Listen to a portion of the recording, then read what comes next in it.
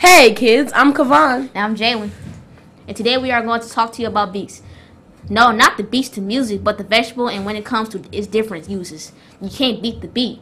You know what? I just thought of a joke. Want to hear it? Yeah, what is it? Why did the people dance to the vegetable band? I don't know. Because they had a great beat. Beets are in the same plant family as spinach, and did you know what the leaves are edible? I didn't know that either, but most of you prefer to eat the beet itself from almost also the roots.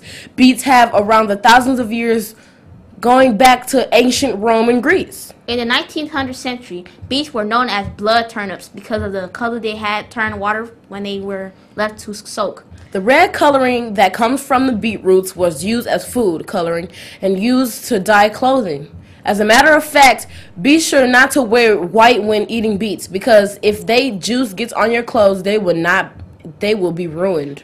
Beets were a valuable food because they could be stored for months with no refrigeration, which made them something that could easily be saved and eaten during the cold winter months.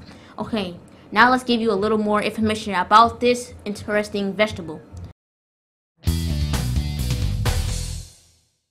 Farmers love beets because they are easy to grow in the garden. Unlike a lot of other crops, they can be harvested in any time once they get big enough.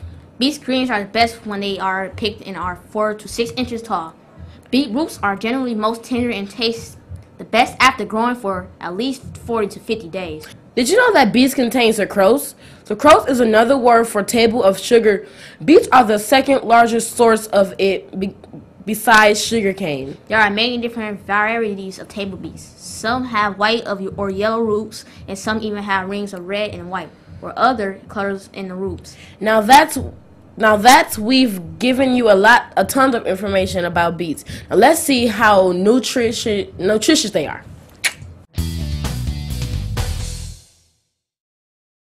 Do you know that beets contain a lot of vitamin C, and the leaves are an excellent source of vitamin A? They are also high in folate, fiber, and antioxidants, which are compounds that help prevent cancer. If you are looking to get a little healthier and shed some pounds, an average cup of sliced beets contains only 31 calories, 1.5 grams of dietary fiber, and 1.5 grams of protein. Protein is considered a macronutrient, which means that your body needs it in a large amount every day to function properly. Protein can provide your body with energy, and it supports your body's immune system that defends it from infection and disease. There is a protein in every single cell in your body, from your hair to your toe to your nails to your muscles and organs. These proteins are known as structural proteins that they quite literally provide the structure for your body. Without them, you cannot walk, run, or even stand. So next time you're looking for a new vegetable, feel the rhythm and try a beet. Alright, now let's head on down to the Hunger Task Force Farm in Franklin, Wisconsin to see how beets can be prepared.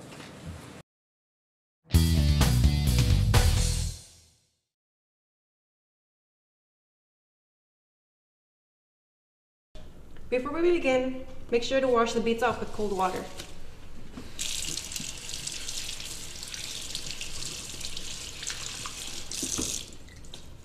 And now we're ready. Okay, now that we have our beets washed, I am here with Amanda from the Hunger Task Force, and she's going to teach me how beets are eaten and how they're cut.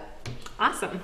So actually there's a ton of ways to eat beets, just like the other vegetables we've talked about. So you can actually eat every part of a beet. The beet is actually the root of the plant, but you can also eat the stems and the leaves. So beets are root vegetables. Exactly. Yes, you got it. So what we're going to do today is we're going to focus on the root of the plant. And so we're just going to chop through the stems here. We're going to leave a little bit on so we have kind of a handle to hold on to when we're peeling it. Handy. Yep. And then if you wanted to use the stems, you could use the stems in salads or stir fries or anything like that. So the stems are also edible? Yep, the stems are also edible. I like not wasting food as much as possible. So that's kind of cool. You can kind of just chop them up through here. And then you can use the beet leaves in salads or cook them into your like quiches or any kind of thing where you'd normally eat like spinach or something like that. Yeah, it's great.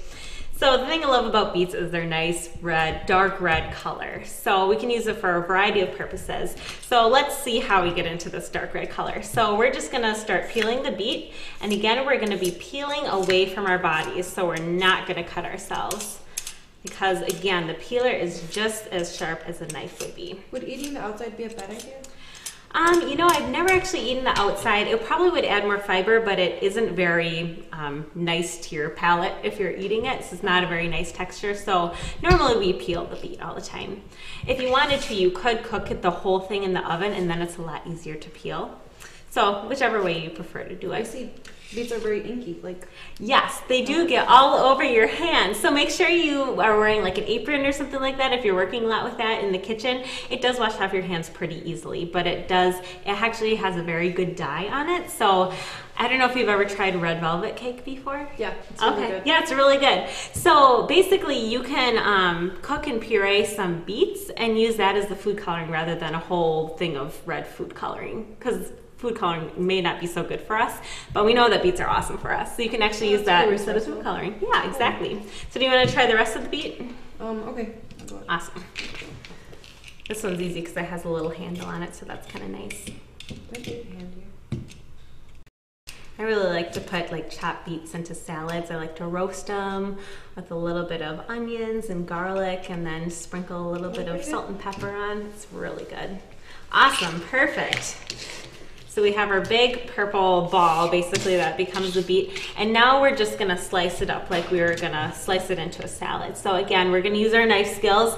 So we're gonna make sure we keep the tip towards the cutting board, and we're gonna rock through as we start to slice through it. The beets themselves are pretty hard, so you just have to use a little bit of force as you're cutting through it. And then you can see it has these beautiful rings on the beets.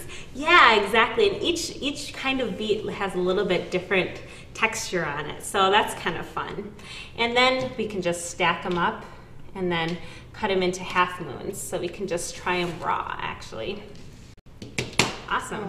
Wow, they're inky. Yep, looks good. We'll definitely have to wash our hands after we finish this one. Okay. Awesome. Well, thanks. You're welcome. Anyone want to try some raw beets? You guys want to try some beets? Why not? They look really good. Awesome. They have a very kind of earthy flavor. All right. So it's nothing too crazy. They're like nice really earthy juicy flavor. too. Mm-hmm. And the red color means it has anthocyanins, which are antioxidants that help your heart. So that's pretty awesome. That's cool. Mm-hmm. Welcome back to Retro Kitchen. I'm Karen. I have my 4 tasters, and we're going to be trying beets. They're very purple. So we're going to grab one. They're very hard to grab.